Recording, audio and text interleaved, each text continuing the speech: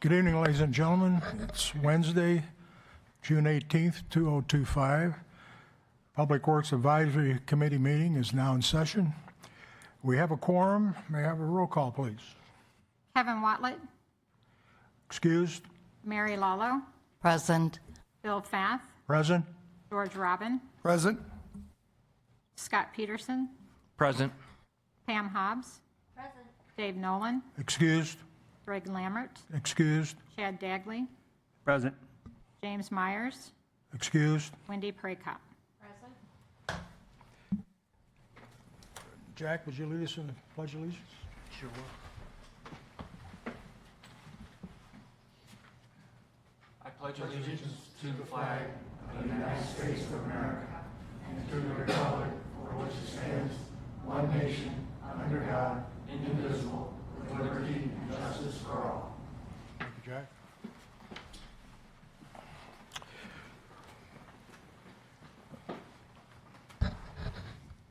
Okay, I have an agenda in front of us and approval of the minutes of Public Works Advisory Committee meeting on April 16th.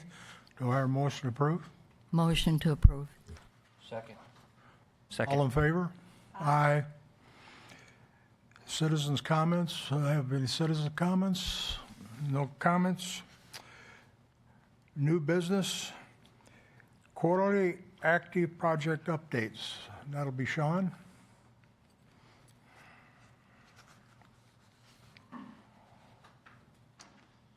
Hey, good evening. Sean Singer, Engineering Manager for the Water Sewer Division of the Public Works Department. So I thought I'd give you another quick update on our projects we've got going on. We've got quite a few of them in the works out here at our Water and Sewer Division, mainly the plants, and then a couple out in the field as well. So just gave you a presentation, I think, back in earlier in the year. So it's been a few months, and just thought I'd update you on where we're at with some of these projects. So let's get to the overhead.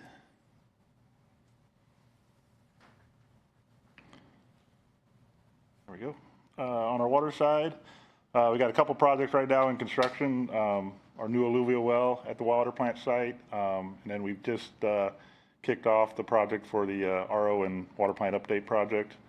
In design for the plant, we've got a pre-oxidation project getting ready to go on the design, and then on the distribution side of the system, we got two projects in design. Our well stations, number 3 for chemical feed improvements, and our Brookside Forest water main.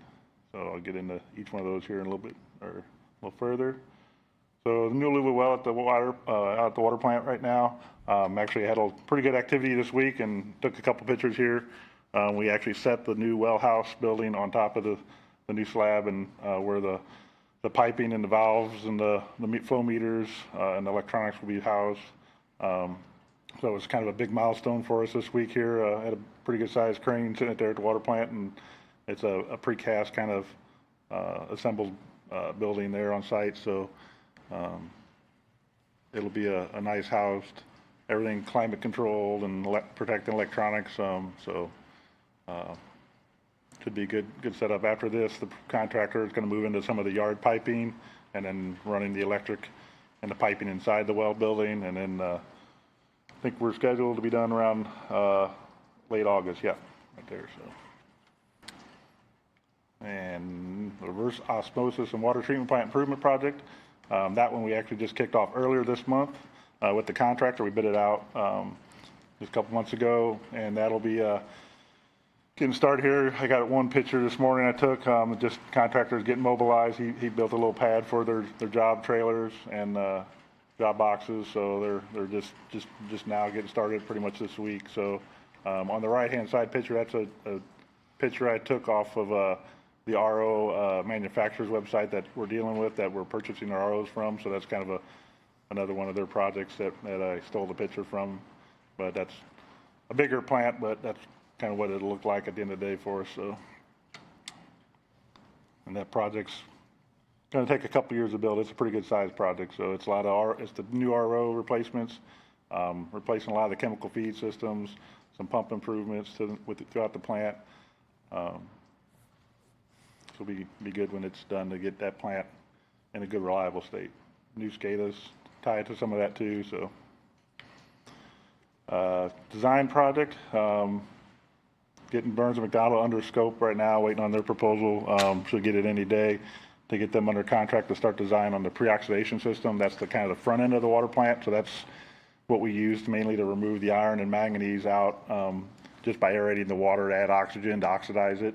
Right now, the current system is pretty inefficient, so this will be an upgrade to get a better efficient system out of that to kind of relieve the pressure on our filters inside the plant. So by getting that iron and manganese out sooner, it just relies less on the filters to remove that. So we'll be able to run our filters longer before backwashes and, you know, get a better, more efficient operation just throughout the rest of the plant. So, and let's see, the chemical 3 for station number 3 for chemical feed improvements. That one's actually almost done, or is pretty much done with design. I've got it going out to bid next Friday on the 27th.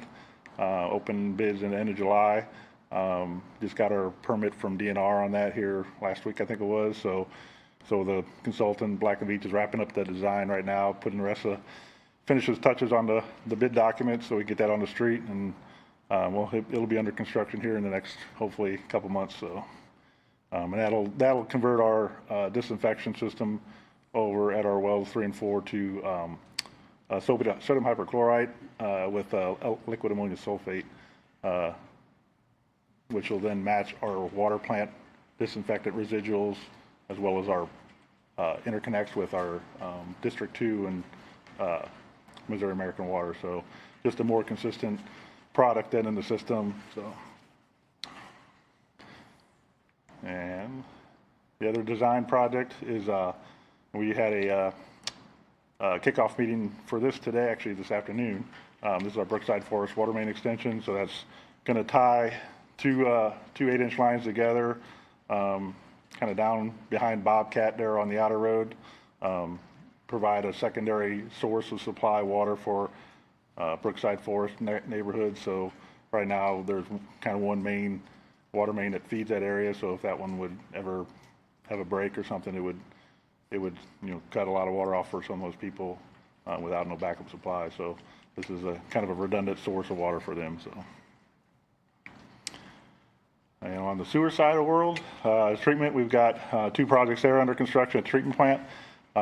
Big one is our solids handling improvement. That's a big piece of that is our new headworks building that we're putting in, a new fine screen system. So that's right now we currently have like a 1/4-inch bar screen, they call it. That'll add a 1/4-inch bar screen plus a new fine screen 3 mil perforated plate screen after it. So that'll just do a better, more efficient job of removing those solids before they come in, helps the downstream processes as well as our biosolids sludge processing. So the other project is we just had a kickoff meeting I think a week ago, was our grit system improvements. We just bid that out. That one's just getting ready to get started. I'll get into these here just a minute. And then design side, we've got 4 projects in design: sludge dewatering improvements, BNR tank safety rails and ladders, our odor control upgrades at the plant, and then miscellaneous kind of wastewater plant improvement projects that I'll dive into here in a second. Collection system side, the main one in construction there is the Prue Creek Lift Station EQ basin upgrade, where we're adding that extra basin in the back. We've got a DNR permit for that, and we're getting ready to wrap that project up here in the next few months. So, and then design side on collection system, we got kind of an overall like lift station upgrade miscellaneous project where we have different needs at some of our lift stations, where we work with consultants to design some of those improvements. Sanitary and sewer improvements, we got a few relief sewers we're working on through design, and then north lift station upgrade. Like I said, the big one is at the plant is our solids handling. The building on the left there, picture on the left, is our new headworks building. That was 2 weeks ago, I think it was. They set the new screens inside the buildings through the roof. The roof has a couple big skylights in there for equipment removal and installation. And so they installed their new screens. Actually, I think it was last week before my inspector went on vacation. So that's a picture of the crane setting the screens that day. So another big piece of that is they're running new influent force mains up to that building, and that's the picture on the right there you see. There's some other improvements throughout the plant. They're rehabbing our blend tank, which was it's a concrete sludge storage tank that's the coating was failed on the inside surface of that wall of the tank, and we came in and did a sandblast and recoating of that walls, and we've got some piping, not repairs, but replacements inside of our biosolids building, and then a new sludge loadout conveyor for our new tractor trailer sludge hauling system, to where we can spread that sludge out, load it evenly on that trailer without having to start it up and move it every couple, 15, 20 minutes, to load that. There's multiple doors on the conveyor that can open and close as you spread that load out and let the truck just sit there while it's getting loaded. So, and that one's set up to be done. It's been in construction since 2024, and it's once they get done with that building and that headworks, it'll be all the other little pieces will fall into place pretty quick. So it's shooting for excuse me, a September completion date. So. Grit system, again, this one we just kicked off a week or so ago. Hegeman's a contractor for that. I haven't even given those to proceed. They're working through their schedule of values and when they're going to mobilize and stuff. So I'm working with them to get the notice proceed dates set to where we can set the final completion date as well. But that's basically going to take out our current grit system in the current basin, reuse the basin, and install a new plate style stack tray system that has a lot higher efficiency, newer technology for removing grit. So it's all kind of tied to, at the end of the day, our biosolids processing. So, which we have a project, which I'll get into here in a second. It's in design. It's looking to, improve the sludge dewatering system. So by getting all your solids out with the new headwork, with the new fine screen, and all the grit out, just helps those processes. At the end of the day, at the sludge dewatering system, which makes those more efficient, makes those more work better, last longer, not having to process all the hair and ragging and grit and stuff that would damage that equipment. So, which is, again, that's this project here, sludge dewatering. We're just starting design on that. Contract or consultants actually working on a kind of a I'll call it a equipment evaluation study, because there's a couple different ways we go with that equipment. We currently have one older belt press in there, which does very well. Older technology, but it's a lot of spraying, splashing. I don't know who's all been to the plant seen it, but it's a big machine, takes a lot of space, and takes, easy thing is we can work on it. We know it's bearings, it's a big belt, and there's ways for us, our maintenance guys, to work on it. The other thing we're looking at, piece of equipment, is called a centrifuge, where a little bit higher technology, a little bit not more moving parts, but faster moving parts, but it's a lot more throughput through that machine, so you can process more material in a shorter amount of time. So we're looking at different layouts, different costs of operations, and just trying to do our front end work before we pick a technology there. So that they're working through that process right now. Should have something in the next probably month or two, and then we'll get the full design going. So being our tank safety rails and ladders, that's kind of came up after we built that big tank, was how to get into that thing. So to do some maintenance if we ever got to, do some cleanings or repair work. So this is a smaller project. We got Donahue on board, and we're just trying to work with them on getting kind of a plan, and they've already put the plan together. Now it's just putting a bid package together, and it's basically adding ladders and safety, tie off points to that walkway system, to where we can get in the tanks and not have to use extension ladders and nowhere to tie off, and just make it as safe as we can for the guys when they're getting in and out of that tank. So let's see, odor control upgrades. This will be, we have a carbon scrubber out there that costs us quite a bit to keep that carbon replaced in there. Every couple of years we need to replace it, and the price of carbon's gone up through the roof the last few years. I've had to replace it, so when I bid that out, so this is a new style system called a bioscrubber, where it takes, it's a biological growth media in there that is fed off the nutrients that's in the water. Excuse me. And so it'll replace the current carbon scrubber, which will lower its operational costs dramatically, and then still treat the headworks, the WAS tank, the blend tank, and We even built in some expansion for the grit tank, which was going to get a cover, which that was a bid alternate on that grit improvement project to add odor control. That can be sometimes a source of odors at the plants since it's early in that processing phase. And then we got some capacity built into the one over by the biosolids building that will be able to treat some of those centrifuges or belt presses if we need to send some odors to it and treat it over there. So, excuse me. Then the wastewater plant improvement is kind of a smaller project. We've got these 8 clarifiers out at the plant, the circular structures. There's 4 primary clarifiers kind of in the middle of the picture, and 4 final clarifiers kind of on the lower left. And those have basically big sweeping arms that remove the scum and the sludge off the bottom, and they wear out over time. Ours have been rehabbed a couple times, but the equipment's still original. You know, they've been maybe repainted and fixed up here and there, but this project actually is going to look at replacing that equipment in there. We're looking to do like one every couple years, so that way we kind of phase, you know, not replace them all at once and then they're all due in 20 years again for replacement. So it kind of spreads that work out and the cost out, and just get them to more of a better scum system is our biggest probably struggle right now. Is the scum removal mechanisms aren't very good sometimes on calm days. So that'll improve it. And then also with this project, we got the 2 unmotorized gates for the plant, which our biosolids truck uses quite a bit, would become motorized gates then with RFID readers that'll allow him to just pull up and get in the plant, and when he leaves, pull out and leave the plant, and not have to open and close a bunch of gates all the time. So, and let's see, Prue Creek Lift Station.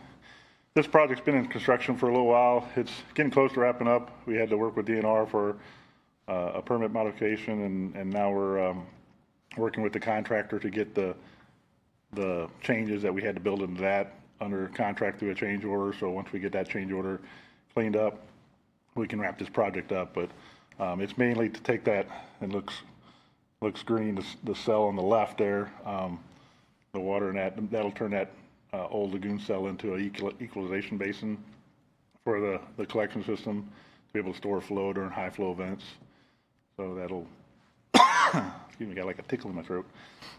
But that'll give us a lot of flexibility then on where we can store flow and then send flow to the plant during those high flow rain events. So currently the only one the basin we have is that kind of one on the right hand side, that black. It's a HDPE line cell, and then there's a little earthen basin behind it that we can currently use right now. So,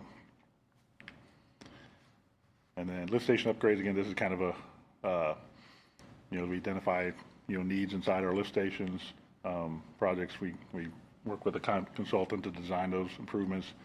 This one's mainly replacing the east lift station gates down in the wet well. There's a couple more stuck. We went to bypass flow a few years ago and couldn't operate those gates, so we're looking to replace those. And then the Prue Creek lift station, some of the actuators are not operable, and they're actually down in the wet well area too, which is a bad environment, so we're going to move those up to the top of the structure and then get them out of that environment and then get them operating again as well. So. Sanitary sewer improvements, this is a couple relief sewers we got going on in design. Country Life relief sewer, Barrington relief sewer, and then they're doing a flow meter study for the Kellerman flow meter area, which is a flow meter we use to calculate District 2 flow. So a couple small just connector sewers. We actually got approval from a couple homeowners here just last month to do some borings for those. So once we get the borings for the geotech work done, then we'll be wrapping up that design and getting those bid out here in the next, hopefully, few months. So, and the last one I think is North Lift Station upgrade. So this is one of the main lift stations that feed the wastewater plant. We currently have 3 lift stations that feed our plant. This one's the one located inside the plant, one of the old original ones when the plant was built originally years ago in 1970. So it's well overdue for replacement. It's an old can style. They call it lift station. You take a little elevator down in the shaft to get to the pumps. And so that'll replace that lift station and get it to more modern or style lift station, as well as get us a good, new, up-to-date, current life, lift station for the plant to feed. Like I said, it's one of our main ones that feed our plant, so pretty heavily reliable on it. Plus, it also processes our flow back after a high flow event. We have 2 EQ basins at the plant that we store flow during those rain events, and then we need to bring that flow back into the plant, and it drains back to this lift station as well. So that should be it. Yep. Any questions? Anyone, any questions? Yep. On that last slide that you had there, This one? how much money is that going to cost to replace the whole? The North lift station? I have to look at the budget again. It's I think we had budgeted. You remember, Steve, what we budgeted for that one? No, what wasn't it? It was over $1 million, but not quite 2 million, right? Yeah, it was like, I think 1.2, I want to say, was our budget, but yeah. It's a sizable lift station. And like I said, its trick is it produces, what's that? Is it repairable at all? I mean, again, it's a can style, so the condition of this metal can in the ground is pretty rough. From what operators and maintenance people have told me, they basically deteriorate. They rust away over time. I mean, there was some cathodic protection put in when it was built, but I mean that's 1970s, so I mean it's rusted away, and the can structurally itself, I think, is questionable. We need to do, part of their scope is to do analysis on the integrity of that. Plus, and I think they're going to look at rehab versus replacement. And there's a couple different alternatives we're looking at, whether we look at a full replacement or we can utilize part of this one for, because the trick here is we do get high flows that we have to bring back through the plant from our EQ. So you might have, one MGD coming from town, but during the high flow and bringing back that flow, it might need to go up to 5 or 6, so we could keep this as just that high flow piece and then build a 1 MGD station for the daily flows coming in, or something. So there's different scenarios we're looking at, but at the end of the day, I think, this one has served its life and it's due for replacement. If you go down in there, you'll see what I'm talking about. It's not a safe station anyways. I mean, it's a confined space. It's an old, old style station, and it's safety concerns, and like I said, just the conditioning of it is pretty rough. So. Yeah, just, what I'm concerned about is what is the life, by putting in new stuff or doing the new one, you get a more lifespan of the system. Yeah, correct. The new style will be like a submersible style, traditional, more, I'll say traditional now style station where the pumps are submerged down in the wastewater. You don't have to enter into any space, like this one, and everything's, you pull the pump out if you got to maintain it, and it's just, again, it's not a very good environment to send somebody down in that station to work on those pumps or valves right now, just because it's a confined space, and like I said, the condition's pretty rough right now. So it's been, like I said, 1970, I think, was the date on these plans I saw. So it was put in when the plant was just a small structure out at the plant, and it was the treatment plant at the day. But it's. So when do you think some of this is going to be started? This one we have budget for design this year. I think construction in 2027. Oh, okay. So I think we pushed it out to kind of give us some flexibility in that design, and then it also gives us flexibility in that bidding time frame to where we can maybe bid it more in the off season, to where we might get better bids too. So. Okay. Thank you. Sean, you had noted lift station upgrades. Yep. Okay, what does that consist of? And also, I noticed in these sanitary manholes, they're lined with epoxy. Is that something that's new, or has it always been done? And for what reason is that epoxy there for? So we do have, and I don't have it on here, but a small wet well lining project right now that we're getting close to bidding out at the Pruk lift station, which is an epoxy lining system that we've done at other lift stations, and that's just it's mainly to protect the concrete. You know, that the hydrogen sulfide in your sewers eat that concrete and just corrode it over time. So it's a protective coating to make that concrete last longer.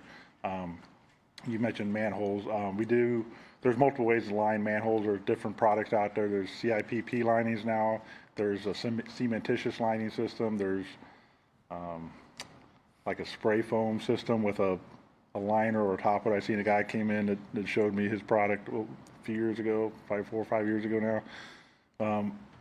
But then that's to prevent I&I in those manholes. So if you have ionized inflow and infiltration, so if you have rains and leaks in your manholes, cracks, and if they're old brick manholes or cracked up precast manholes, you get moisture infiltration, then that's meant to it'll stop that as well as maybe give it some more structural integrity as well. But we've done, I know, the city cementitious spin cast linings in manholes to rehab them.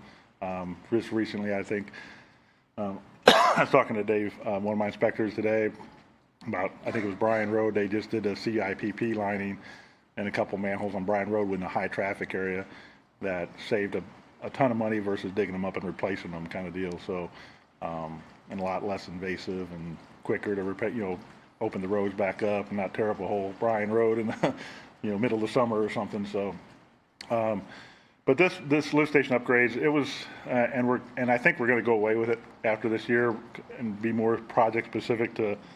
This was a kind of a budget item for the few years since I've been here. It's kind of like I said, a kind of an overall encompassing project that hey, we need new gates at this lift station. These are bad, or new pump, whatever the needs are at the lift stations, and it's kind of a generic project title that encompass some of those projects. But I think going forward after this year, my plan is to kind of be more Prue Creek, gate replacement versus kind of a hodgepodge like this is. So, but this one, again, we identified some gates at East Lift Station, which is one of our main lift stations to feed the plant. The Prue Lift Station, which actually is another big lift station that pumps up the hill that drains the West Lift Station that feeds the plant. Like I said, those actuators were bad, and we're replacing those and getting them out of the wet well. When I say wet well, that's the area where the pumps are at, and that's where all the gases are, and it eats those corrupt concrete, the metal, the electronics of those actuators up. So just getting them out of that environment to where they'll be better conditions for them to last longer for us. So have they always been lined? No, we just lined the West Lift Station. I wasn't on that project, but that was right around when I came on board, 2020, 2021ish. But yeah, it's a spray on. They come in, they blast the concrete, and then they'll do a epoxy lining system on it. So it's like a 2-part epoxy. So and it's just like I said, it's more resistant to that hydrogen sulfide gas and all that corrosive. So. Okay, thank you. Anyone else? Jack? Yeah. Hi, Sean. Could you go back to the water main extension? Yeah.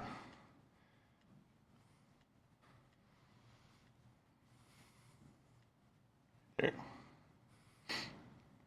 Yeah, can you just explain, what's the main goal of that? And yeah, it's hard to see benefits? off this map. There's a line to the top. That's what's currently feeding. That would be to the north, I guess. The top that's feeding that Brookside Forest area. So we have Tower 6, which is to the right side of that picture, and that's feeding this whole zone. And like I said, the flow kind of going west or east to west from Hoff Road to the left. And currently that 12-inch main on the north is the only main that's crossing that Prue Creek area to feed that Brookside Forest zone. And so we're concerned if we would have a failure of that 12-inch line at some point, it's going to be we're going to put a lot of homes out of water in a hurry. So this 8-inch connection sewer will then provide basically a secondary source of water for those folks, should that 12-inch fail. I don't know how old that 12-inch is. Steve's been longer here, but But either way, it's just a better, more redundant style system, so you're not relying on that one lone main to feed that whole area, and a lot of times you loop those water mains to try and do that, so you only have to valve off certain zones if you do have a break, that you're not putting the whole neighborhood out of water, you're just putting, that street or something out, so. Will that, by chance, have any improvement to the overall water pressure in that part of the system?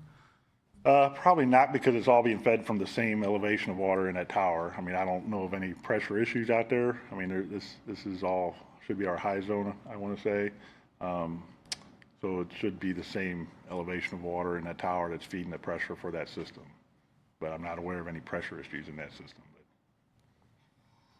Yeah, I'm in Monticello West. We've had some water pressure weakness for quite a while at times. So I just thought I'd mention it and see how that would affect, because that seems to be in our area. Okay. Where's Monticello? I'm not sure. Do you know where that's at, Steve? Monticello down on K down there? Or, It's south end, yeah. That's over. Progress West and Dusty Brook. I couldn't tell by that map where that's at. But that's okay. I mean, I just wanted to ask about that and mention it at least. So this is kind of across from the old quarry area along the Highway 70. And you know where Bobcat is along 70? So that's the Prue Creek Lagoon lift station that just to the north of that middle of that picture. So I think we might be talking different areas. You might be on District 2 water, is that right out there? Or? Yeah, that's okay. That's not where I was thinking. But yeah, this Progress West is out, Yeah. was it? I think. Is Cracker there Progress Barrel. West down there on the south end? Yeah. That's what I thought. No, it went by Cracker Barrel. And, Yeah, so you're out of our water district. You're on District 2 probably source. So that's the problem. I'm just kidding. I'm sorry. Oh, you're good. You're good. So this is right at our transfer station, the trash transfer station, if you know where that is. So the name of the street where the transfer station is called Progress West. So that's why it's not the hospital or anything. It's just coincidence. Okay, gotcha. Thanks. No problem. Well, good question. Any other questions? Thank you, Sean. Thank you, guys. Before we move along, we need to approve the minutes. Do I hear a motion to approve? Second. All in favor? Aye. Next order of business is water main replacement program in-house update, and that's Jay. Good evening, Jay. No, Jay's not here tonight. He's on Oh. vacation. My name is Scott Brennan. I am the water main replacement supervisor. Sorry. I'll be taking his place tonight. So this is an update for what we did last year and going forward. The main replacement program started in 2018. I've taken some years off this just because we've progressed so much. So from 2021 to 2024, you'll see we're in the Hilltop area, Country Life, Vine. We did North Main Street, replaced that with 12-inch. We are currently in the Cortez area on O'Fallon Avenue. That will take us through the end of this year and almost through the end of next year. And then we'll switch over to 3rd Street, which is not a lot of piping. So we can sneak that in at the end of 2026 before we move on for the rest of our program. So here's the last 4 years of what we've done. 2021 was the most pipe we put in the last 4 years. 2022 dipped down a little bit just because we were finishing up Main Street, did Main Street. It takes a little bit more time than working in neighborhoods. A lot more traffic control, and it really technical on what we did on Main Street. We moved over in 2023. We've done 5,165 feet, and we also installed a new 12-inch main over in the Thornberry area to connect 2 of our water mains to loop that system. We average in all the years, we average, usually about 25 to 26 valves a year. It's either new, most of them are new, or replacement. And then the fire hydrants, we average probably about 10 a year. Last year, on the replacement part, we did 5,780 feet. All the new valves and hydrants are going in per DNR code. A lot of it wasn't done before. A lot of your fire hydrants were replaced just circling a radius around a fire hydrant, so it encompasses houses and backyards. Now it's the way it reads now is every 600 feet as you drive. So as you would drive around the block, you add the 600 feet up, no more than 600 feet, no more than 800 feet for valves. So the crew's doing pretty good so far this year. We've replaced roughly about 2,000 feet this year already. We're going to slow down a little bit just because we're getting into some areas where we cannot locate the existing main, and we also have fiber optic companies working side by side with us in some areas. It's making it more difficult to work. I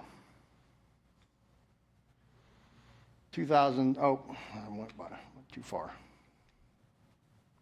So I'm also in charge of the restoration crew, which we started back in 2021. So we were having problems back then we were having problems with our contractors getting on site in a timely manner. People were waiting, 3 to 4 months for a driveway to be redone, 6 months for yards to be redone. So 2021, we started our own restoration crew. And pretty much they on average, they do anywhere from 3,000 to 4,000 feet of driveways, streets, curbs, sidewalks. And then we do a lot more yards. We do all the yard repair and pavement repairs for all the water and sewer, including sewer, water distribution, sewer lateral replacement, and the water service line. So next year, this year, currently we're in the Cortez area, we'll be in Sunset Terrace and Westwood Acres, which is all down the Cortez area. As I said earlier, next year we'll be finishing up in that area and then heading over to 3rd Street. So that's pretty much wraps up what we've done for the year in the past 4 years. Anybody got any questions? Any questions? Mary? On where we go next on 2025, Yes. how old are those drains? The mains were the portion we're in now, which is O'Fallon Avenue, west off Hembrock, and the Cortez area. I believe they're in the I want to say 50s, mid 50s, Steve. The Cortez area. Yeah, that sounds about right. I think it was in the mid 50s. And actually, some of those might be older mixed in. Yeah, we've gotten some older ones there. So the oldest we have in town is 3rd Street, that area. That's held up pretty good, actually. So they're overdue. Way overdue. Thank you. Yeah. Anyone else? Thank you, Scott. All right, thank you. Next, we have acceptance of the monthly reports for February, March, and April of '25, and the PW monthly reports for February and March of '25. Do I hear a motion to approve? Motion to approve? All in favor? Aye. Aye. Next, discussion of agenda items for future meetings. Does anyone have any items they'd like to add to future meetings? I have one I discussed with Julie. She's going to put it on the agenda. The next agenda is update on the recycling environmental services on the new recycling system for an update. Jack? What do you have? That's a great idea. And then also, I'd like to hear, if we could, get an update on the Greenway, So she's going to any developments there. see what happens.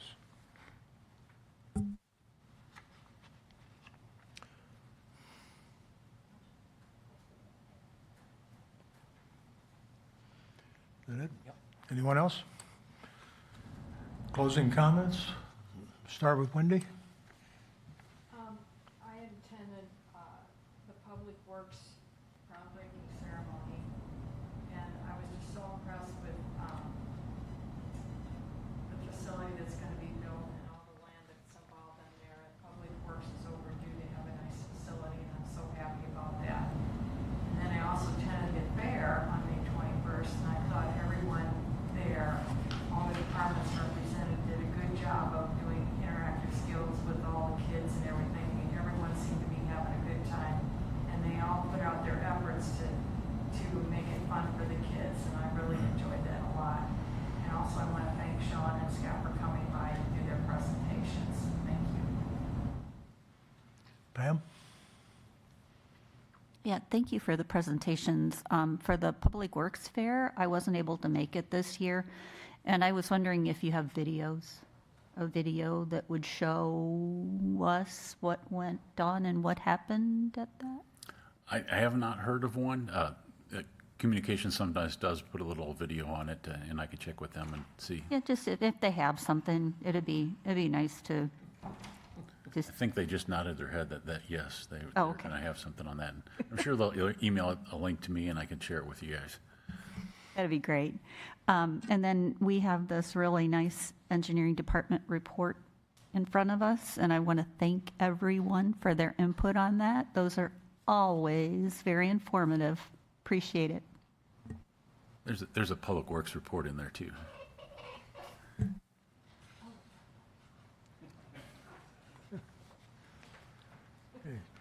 Jack? Yeah, also like to thank Sean and Scott for their presentations. Looks like a lot of work ahead for planned out, and hope to see everyone at the Heritage Festival. Okay. Chad? Well, as everybody else said, great presentations tonight. I also want to welcome Mr. Wexler to our Public Works. Welcome. That's his first one. Also, like he said, hope to see everybody at Freedom Fest. George? Yes, wonderful presentations. I'm always amazed to see what the city has going on as far as public works, and because 50% of the budget goes to public works, so it's good to know what's going on. Thank you for your presentations. Mary? Yes, I'd like to thank everybody that worked on the Public Works Fair. It was outstanding this year. My husband and I said to each other, this is very enjoyable. Not that the past hasn't, but they had new things, like at the sewer area, they gave out grease containers. And I thought that was neat. That was a good idea. So we enjoyed it very much, especially the children. We love to go there to see the children as well as the equipment. But thank everybody for their presentation. Thank you. Okay. Scott, Sean, thanks for the presentation. There's a lot of information there. Thank you very much. And everyone have a happy 4th of July weekend and be safe. Our Ward 1, Oliver Wexler, do you have any comments? Got nothing. Look forward to working with you guys. That's all I've got. And Mr. Wade, your turn. Good evening, all. Just a couple of quick items. K&N intersection.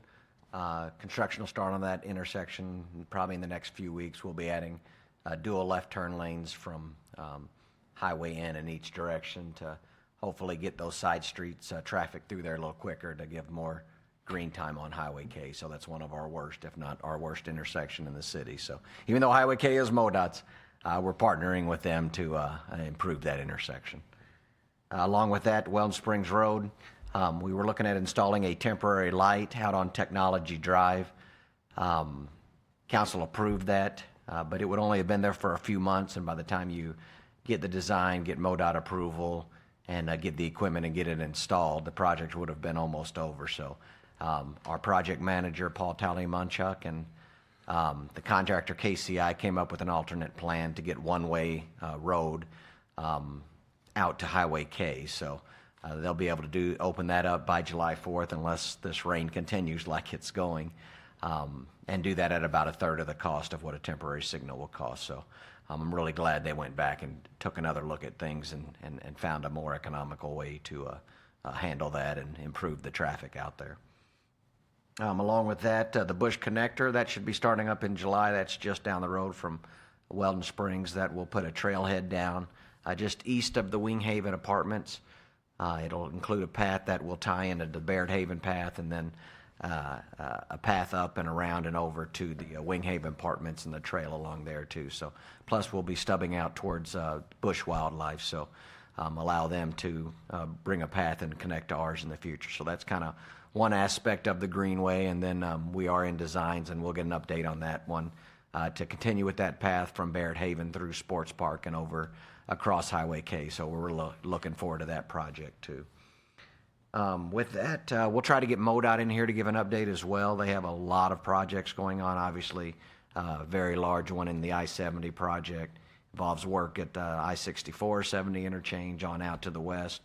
They're currently doing work along I-64 as part of the project. So there's a lot of work there, and if we can get them to come in and give us an update, that'd be really good to hear as well. So as always, thank you all for coming. Public Works Day it gets better every year. We had perfect weather. It was a really good event. So thank you all. Mr. Bender. Not a whole lot from me today. I will do a presentation at the next meeting about the Public Works facility, get you some pictures of that. On that site, all the underground utilities have been installed now, and all the foundations for the Public Works building are in, and they've started putting cinder block up for the walls. Nothing started on the Fleet building, but it is scheduled to start the foundations as soon as they get some good weather out there. Okay, thank you, Steve. I do have one item I was asked to bring up. I'll read it here. In an effort to be mindful of cost and eliminate waste, administration would like to know if any of the boards, commissions, and committees are using the Keurig coffee maker that is currently in the council chambers break room. Does anyone use the coffee maker?